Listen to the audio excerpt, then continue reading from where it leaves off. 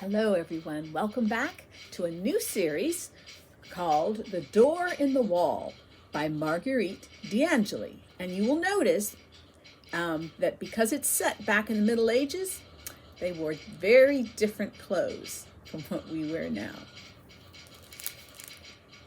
Robin drew the coverlet close about his head and turned his face to the wall. He covered his ears and shut his eyes, for the sound of the bells was deafening. All the bells of London were ringing the hour of nones. St. Mary le Bow was nearest. St. Swithin's was close by, and not far away stood great St. Paul's. There were half a dozen others within sound, each clamoring to be heard. It seemed to Robin as if they were all inside his head, screaming to be let out. Tears of vexation started to his eyes, but he held them back, for he remembered that a brave and gentle knight does not cry. Ever since he could remember, Robin had been told what was expected of him as son of his father. Like other sons of noble families, he would be sent away from his mother and father to live in the household of another knight, where he would learn all the ways of knighthood. He would learn how to be of service to his liege lord, how to be courteous and gentle, and, at the same time, strong of heart. Robin thought of his father and how he had looked on that last day when he rode off to the Scottish wars at the head of the column. Now, remembering, Robin could almost feel the weight of his father's mailed glove on his shoulder as he said goodbye. Then he had been straight and strong, standing there in the courtyard as the men rode forth.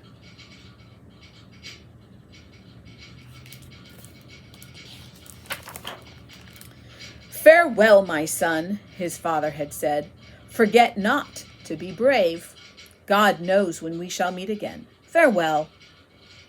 He must not cry. Robin thought of his mother and how she too had said farewell the day after his 10th birthday. She had called him to her side in the solar where she sat weaving. "Since your father left for the wars, it has been a comfort to have you near," she said, "but you are 10 and no longer a child to be looked after by womenfolk. It is time now for you to leave me. John the Fletcher will come for you in a few days and will take you to St. Peter de Lindsay, as we have arranged. There, too, you will be away from the danger of the plague, which seems to be spreading. And now it is fitting that I obey the wish of the Queen to be her lady-in-waiting, for she is in need of my care. Today an escort will be sent for me, and I shall go. John the cook, Gregory, and Dame Ellen will serve you until John the Fletcher arrives. Farewell, my son. Be brave." She had drawn Robin to her and had turned away, so he would not see her tears. Little did she know how much Robin would need her, for the very next day he had become ill and unable to move his legs. That had been more than a month ago. He was cold. He wished Ellen would come to mend the fire. The bells stopped ringing, and Robin heard the boys from the brothers' school running and shouting along the street. He hoped that William or John, Thomas or Roger would come in to tell him the news, but when their voices grew faint, he knew they had gone on past. How he wished he were with them. Even the tiresome lessons of singing and reading would be worth doing if only he could run down the street with the other boys. But he could not run. He couldn't even get out of bed. Because he was unable to see out of the window, Robin had learned to guess at what was going on down in the street. He knew the sound of armor and knightly equipment, for the king's men passed that way going to and from the Tower or Westminster, to joust or tournament, to parade, or on business for the king. A horse was passing now, and Robin was sure that it was not of that order. It was probably the Shire Reeve's horse, for above the slow clatter over the cobbles, Robin could hear the grating of runners on a kind of sled the horse was dragging. From the odor that came through the window, he could guess that Wat Hoaxter had been taken again for selling putrid fish in the market stall. Robin chuckled. He knew that soon Wat would be standing in the stocks near the fish market with his evil-smelling goods hanging from his neck. Whew. Now Robin heard the sound of Dame Ellen's feet shuffling along the passage to his wall chamber. He turned his head to see what kind of dish she carried, but quickly looked away again when he saw it was a bowl with steam rising from it. Was it barley soup? Was it a stew of rabbit? He didn't know and didn't care. The thought of it was all mixed up with the sickening odor that came up with the raw wind from the street. Ellen's skirt brushed the bed as she leaned toward Robin. She was near enough so he could hear the creak of her starched linen coif as she peered at him to see whether he was asleep. He shut his eyes so as not to see the great whiskered wart on her chin and tried to close his ears to the sound of her Cockney speech. She saw by the squinching of his eyes that he was awake. "Turn over, do, there's a good lad," she said, intending her voice to be soft. But it was not. It sounded harsh and flat, as if her mouth had been stretched too wide, thought Robin. He shook his head and closed his mouth tight against the food. "Wilt not have this good porridge, all with honey spread?" Ellen's coaxing voice went on. Robin shuddered and buried his face in the cushion. If only his lady mother were here, she would have seen to it that the porridge had been smoothly cooked and salted. She would speak in her gentle way, with a pleasant mixture of Norman French and good English words that were becoming the fashion. If only she were here, all would be well. The damp, sweaty feeling would leave his head. His legs would obey him and take him where he wanted to go, racing up and down alleyways or along the high street. He would be running with the boys down Pudding Lane or across London Bridge, playing tag among the shops. But his legs would not obey him. They were like two long pieces of uncooked dough, he thought, such as John the cook rolled out on his moulding board. Ellen tugged gently at the coverlet. "Sweet lad," she begged, "'twill give thee strength and mend those ailing limbs." Robin would neither turn nor answer. Let her take the sickening stuff away. Let her throw it in the street on top of that fishmonger who had just gone past. "Come, my pretty." But Ellen got no further with her wheedling. Robin gathered all his strength and flung his arm toward the bowl of porridge, sending it flying out of Ellen's hands and spreading its contents all over her. He was ashamed as soon as he had done it. But Ellen did look funny with the mess hanging from her chin. "Wicked boy!" she cried. "No more will I serve thee. Scarce able to stand have I been this day, yet have I been faithful. But I am a free woman, and can go my way. Just wait and see when more victuals are brought thee, ungrateful wretch." She burst into loud weeping and left the room, wiping the porridge off with her apron. Robin turned again to the wall. "She will come back," he thought, "as she has done before. And she had better bring something I like if she wants me to eat it." But she didn't come back. An hour went by, then another hour. It grew colder and colder. Robin examined for the 100th time the carvings on the hammer beams supporting the roof of the hall. Each one was an angel with feathered wings. He studied one by one the grotesque carvings of dwarfs that decorated the roof bosses and the corbels finishing the doorway. He wearied of thinking about them and wished that Ellen would come. Robin's bedchamber was off the main hall or living room of the house, in an embouchure of the thick wall. Like the hall, Robin's room was somewhat chapel-like, for the houses of the time of Edward III of England were very little different from churches.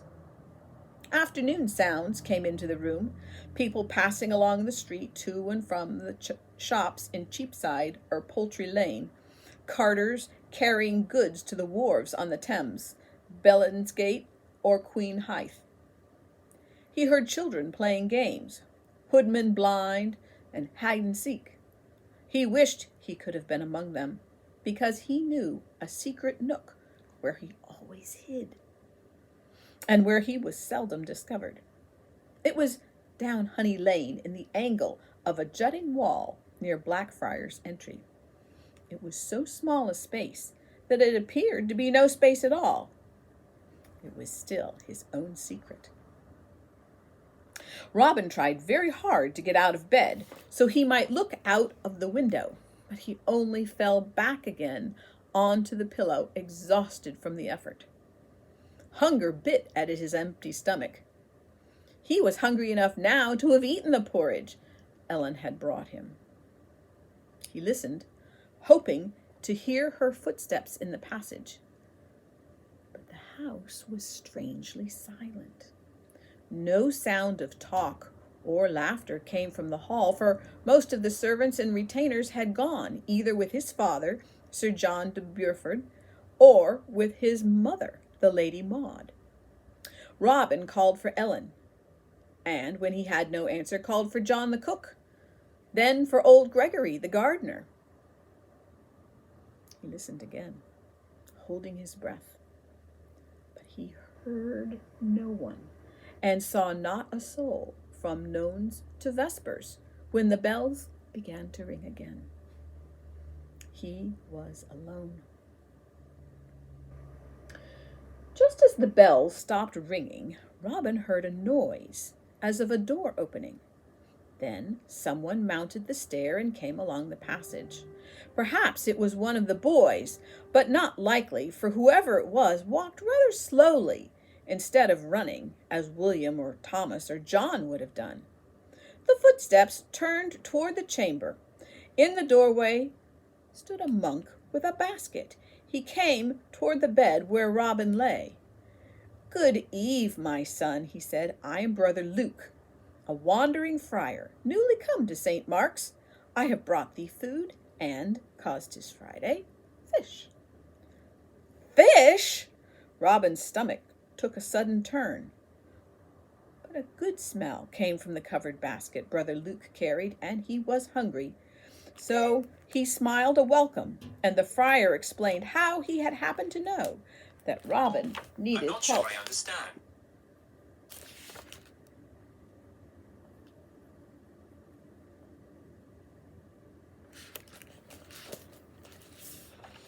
A poor widow, who twice a week is fed from our hospice, told me of thy need. She said that Dame Ellen, who lately served thee, has this very day been taken of the plague. She it was who told us that all thy servants too are fled because of the plague, and some are dead of it. Dame Ellen told thee not, pitying thee. Now, be a good lad, and take thy supper. He obediently ate what the friar fed him. When he was fed, Brother Luke, who had talked quietly the while, fetched a basin with water, washed him, and in other ways made him comfortable. He took the rumpled sheets off the bed, and then sat down to rub Robin's legs and back. While he rubbed, he spoke. "It is well known that thy father hath of his goodness given money to St. Mark's. So to St. Mark's I'll take thee, and will care for thee in mine own quarters, because all other beds and places are taken by those in the parish who have great need. Even the corridors are filled, and the cloisters lined with pallets."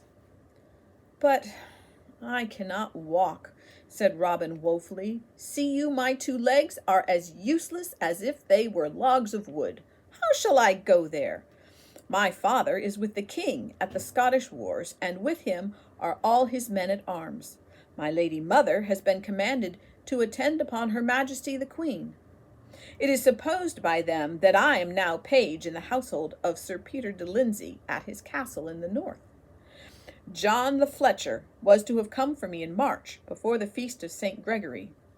Instead, a messenger came on that day to say that he had been set upon by thieves and lay wounded in the hospice at Reading. He came later to fetch me, but found me thus, unable to walk or ride. He brought a surgeon who said I had not the plague, but some other malady. He told Ellen to feed me well, and that he would return. He came not again, nor did John the Fletcher. Alas, said Brother Luke sadly, because of the plague, all the physicians are working night and day. Either he himself has been taken, or he's been so busy caring for others, he has not been able to return. As for John the Fletcher, he may have gone out the city gate and not been allowed to re-enter, for they are keeping strangers out now. Fear not for the manner of our going to St. Mark's. Tethered in the courtyard is a jennet ready saddled with blankets, whereon thou'lt ride softly. Walking beside thee, I shall support thee, and so we shall go through Knight Rider Street and Giltspur to Ludgate, and then towards Smoothfield, where stands St. Mark's. Dost remember the long wall that is about the garden of thy father's house? Yes, said Robin, of course. Why? Dost remember, too, the wall about the tower, or any other wall? Robin nodded. Have they not all a door somewhere? Yes, Robin said again. Always remember that, said the friar. Thou hast only to follow the wall far enough, and there will be a door in it. I will remember, Robin promised, but he wasn't sure that he knew what Brother Luke meant to say. While he was speaking, the friar had been caring for Robin, easing his tired muscles and making him clean and comfortable. He opened a large chest and found underlinen and hosen, a hood with a long peak, and a warm cloak. The evening damp creeps up from the Thames, said the friar, pulling the hosen over Robin's shrunken legs, and though the days are longer now, it is still early in the season. Good English wool will keep thee warm. Now for the hood. He pulled the hood down over Robin's head and settled it around his shoulders, while he held him against his coarse-woven monk's frock. Then Brother Luke put his strong arms under Robin, hoisted him onto his back, carrying the bundle of Robin's clothes and the basket in one hand, and steadying Robin with the other.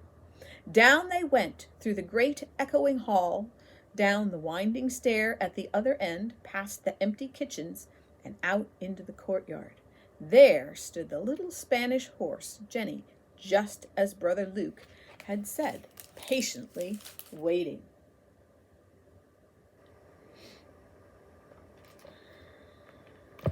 Brother Luke set Robin on the jennet, the robe and blankets around him, making him comfortable. Brother Luke put a strap around Robin's waist and then ran it under the jennet's belly to keep him from falling. He tied the bundle on at the back, and they set forth. Out through the door in the wall of the courtyard they went, into the street, Robin leaning against Brother Luke and the jennet picking her way sedately over the cobbles. There were not many people abroad, for it was the end of the day. Curfew was ringing as they turned up Creed Lane to Ludgate Hill, and only because the guard knew Brother Luke's habit were they allowed to pass through the city gate.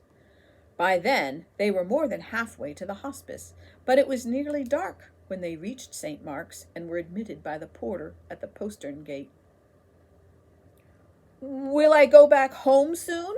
asked Robin fearfully, for the gate had clanged shut behind them as if it had been closed forever. "Will a message be sent to my father or to my mother?" "Be comforted, my child.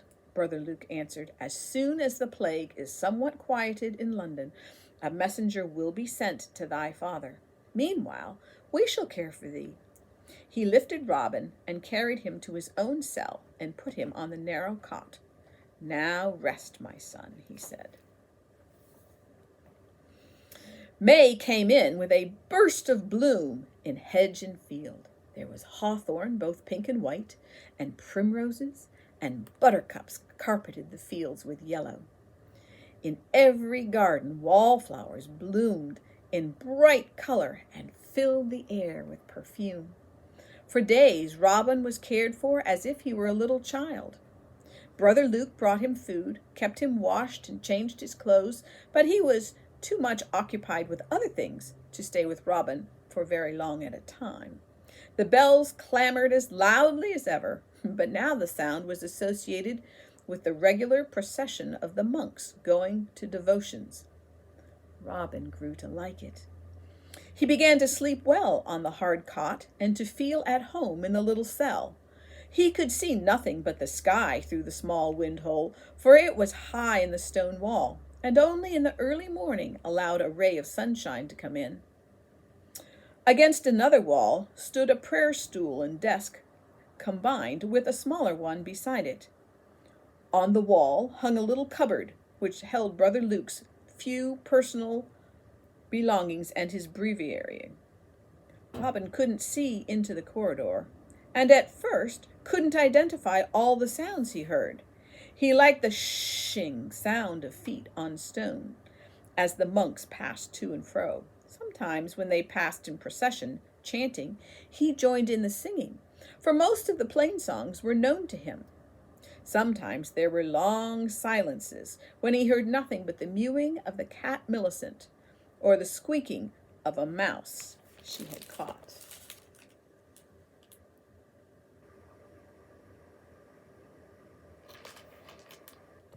There were hundreds of people within the hospice, but they were separated by thick walls and long passages.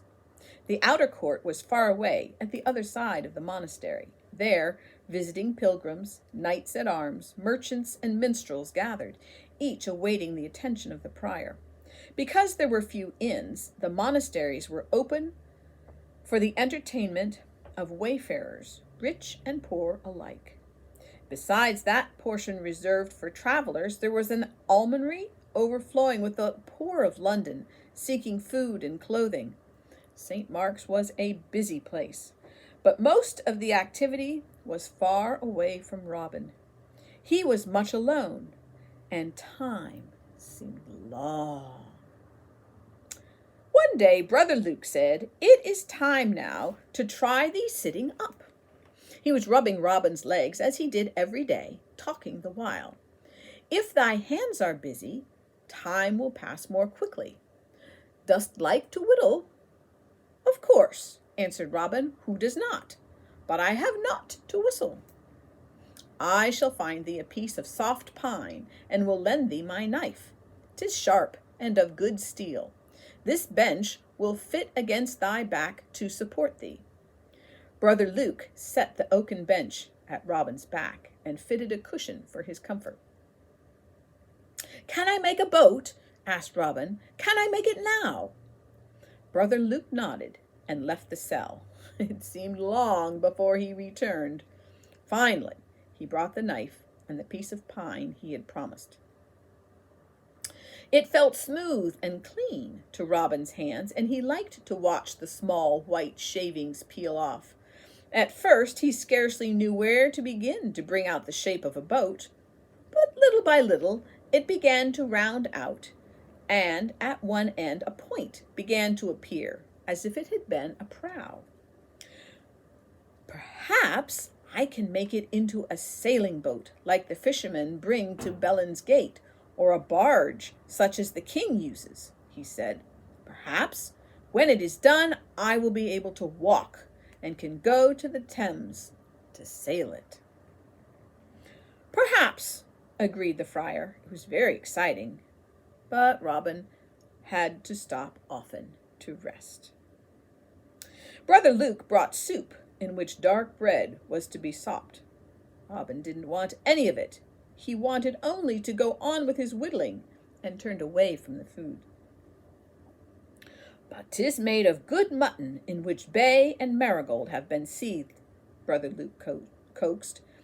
"Brother Michael grows these fragrant herbs in the garden. Bay is tasty and gives good appetite. Marigold is said to be of value against poor sight and angry words. It is said 'twill draw evil humors out of the head, and the flowers make fair garlands for maidens because of their golden color." What cared Robin for garlands for maidens? What cared he for fragrant herbs? Soppy food he despised. Brother Luke looked patient, said nothing, but continued to hold the food ready. And Robin gave in. He drank the soup and ate the bread dry. Because he had something interesting to do and to think about, Robin found the days passing more quickly. He began to recognize sounds as he had done before, and to associate footsteps and differing gaits with the people to whom they belonged. Now and then one of the monks would look in on Robin to give him cheer, or to say an Ave, for he knew several of the monks by name, and could tell which of them was passing. Brother Andrew he knew, because he dragged one foot a little. Brother Thomas walked very swiftly, heel and toe, whistling tunelessly under his breath as he went. Brother Paul was a large man, and when he walked through the corridor, the thudding of his feet seemed to shake the walls, heavy as they were. Besides, one of his shoes squeaked. Robin worked steadily at his little boat. He finished the hull on the 4th day of the 2nd week. "I see this is to be a sailing boat after all, instead of a barge," said Brother Luke. "It is somewhat awry, with the bow aslant from the stern, but it hath an air as if it had been battling the storm." Brother Luke brought small, slender pieces of pine and showed Robin how to smooth them into mast and bowsprit, then found scraps of linen for sails and pieces of yarn for rigging. He even begged a scrap of silk ribbon from a traveler for Robin to use as a pennant for the masthead. As if the toy boat had belonged to the king's fleet, Robin thought. Never before had Robin done anything of the kind for himself. Always one of his father's retainers had made what toys he had. Once Rolf had made him a hobby horse, and once Elfred the Dane had made him a boat. But it had not seemed so fine as this one. Now he could hardly wait to begin something else. He would like to carve one of those dwarfs, for example, such as those in the roof bosses in his father's house. Brother Luke suggested something easier. "Patience, my son," he said. "It takes great skill to carve figures like that. Why not make a simple cross? 'Twill be fit to hang over thy cot if 'tis well made and smoothly finished. I'll find some pieces of wood and will show thee how to begin." Always, while Brother Luke talked, he rubbed away at Robin's legs, then turned him and smoothed his back. Busy as he was, Brother Luke found time to bring Robin the pieces of wood he had promised. "These I saved from the pruning of the walnut tree that stands by the well," he said. "It is weathered, for it hath lain in sun and rain these many months." "And how shall I fasten the pieces of the cross together?" asked Robin. "Shall I nail it then, or how shall it be done?" "When thou art ready for that, Brother Matthew will show thee," answered the friar. "Now make it smooth and fine, and have it well proportioned, for it will be a keepsake, and not a toy like the little boat. That I leave to thy judgment, for 'tis part of the joy in making things." Each day the pieces of the cross grew smoother and better shaped, for Brother Luke would examine them and show how they were too wide here or too uneven there. Each day, too, Robin grew stronger and could work longer before resting. The knife fitted his hand and obeyed his thought more truly. 1 or 2 cuts on his fingers had taught him caution. Many times Robin held the shorter piece of wood across the longer piece to see how it would look, and would ask, Isn't it time now to put them together? But each time Brother Luke's fingers sought out rough places that must be rubbed down with pumice. Brother Luke was busy all day caring for the sick and the poor. From vespers until the early bedtime, he served his turn in the scriptorium, where all the writing was done. Once he had carried Robin to another part of the monastery and showed him where records of everyday living were written down, and poems and psalteries copied. Each monk had a small enclosure of his own, where he could be quiet to do his work. Brother Luke set Robin down beside him on the oaken bench in his own particular place, where he could spread out the pages of handwritten manuscript on which he was working. The pages were of sheepskin, called parchment, and were covered with careful lettering and decorations. Gold leaf illumined the capitals and the delicate tracery which bordered the pages. Robin wished he had known how to read what he saw. He wished he could dip the quill into the ink pot and inscribe letters and draw pictures, such as Brother Luke had done. "Will you teach me to write?" asked Robin. "We were taught singing at the brothers' school, but I know not writing. Will you teach me then?" "Yes, my son, truly I will, when there are not so many people to care for. But come, now, back to thy cot. First we shall stop to say a prayer in the chapel for thy strengthening." He lifted Robin to his back again and started down the corridor. In some places the passages were so crowded it was difficult to get through without stepping on someone. Old men and women in pitiful rags sat hunched against the wall or lay upon pallets. Among them went the brothers of the order and sisters from the priory nearby, cleansing and feeding, dressing and comforting them. Ill-clad children ran about, and a small girl clung to Brother Luke and begged to be carried. A boy, not much older than Robin, came hobbling toward them on crutches. He smacked Robin as he passed and saluted him, seeing how Robin's legs were lame, even as his own. "Good eve, Brother Crookshanks," he cried, laughing as if it had been a great joke to be lame. "I see I have good company." Robin's anger rose at the familiarity. "Keep your filthy hands off me, lout," he shouted. "Hound's meat, I am no more Crookshank than you." But even as he spoke, Robin was considering the crutches and thinking how convenient they would be for himself. Then he remembered that even yet his legs would not support him for a moment. Brother Luke scolded the boy, but laughed too at Robin's anger. "Fie on thee for an impertinent lad. Still, Crookshanks he is truly. His legs will be as good as thine one day, boy, and then he shall keep thee company right enough on his feet." He went on toward the chapel, speaking to Robin over his shoulder as they went. "The lad meant no offence when he called thee Crookshanks, Master Robin. 'Tis but the way we are all named for some oddity we have, or for where we live, or for what we do. This boy is called Geoffrey Atwater, because he lives by the river, Fleet, and tends the conduit there with his father. He was so called before he limped as he does now." "Oh," said Robin, "I wondered why he is not called Geoffrey Crookshanks. Now I understand." Brother Luke went on to speak of other names and how they began. "Now I was called Chaucer because my father was a shoemaker. But since I have taken a vow to be a monk and to serve our Lord wherever I am most needed, I have taken the name of Luke, the physician in the gospel. And my father is Sir John de Burford, because he came from that place. Is that the way of it?" asked Robin. "That is the right of it," agreed the friar. "When Geoffrey called thee Crookshanks, he did it because thy legs are thy legs, and none others. Richard Smalltrot is he with the short step, and not Richard Crowfoot, whose feet splay out like fans." Robin laughed. They went into the chapel. It was empty, being between times for service. Brother Luke placed Robin on the stone seat bordering the wall, propping him against the column, which rose high to the vaulted roof.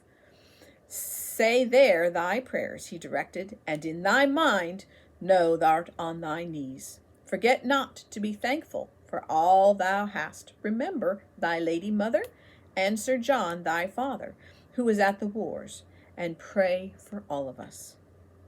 Then he left Robin and went apart to his own devotions. But what have I to be thankful for? Robin thought rebelliously. How will my father like a son who is called Crookshanks?